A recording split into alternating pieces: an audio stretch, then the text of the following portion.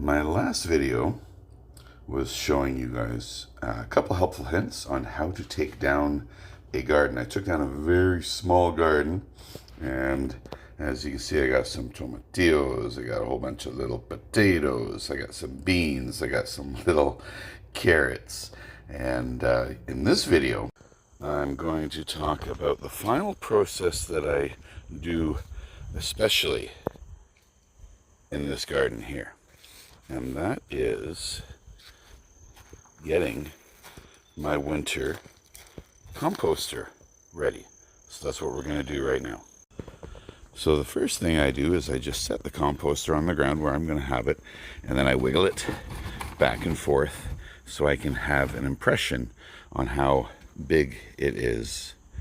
And then I'm going to take this off and do something. Okay, so there's a little line marked about where the composter is, and what I'm going to do now is I'm going to use a hoe and dig a bit of a trench all the way around. Okay, so I've dug my trench all the way around where my composter will fit, and I've dug it down a good inch and a half or so.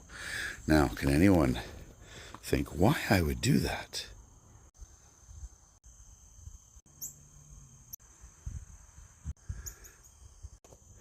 Now, the reason for digging my composter into the soil, burying it a good inch and a half or so, is very simple. Mice and other critters love to make winter homes in the composters.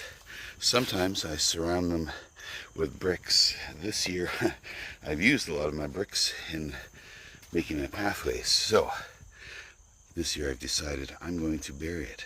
Now, critters, if they want to get in, they're going to get in. But this does help keep them out. So after I backfill the soil around, I stomp on it very mightily with my feet, and then I soak it. And that should help to pack that soil in a little bit thicker, make it a little bit harder for any mice to get into my composter.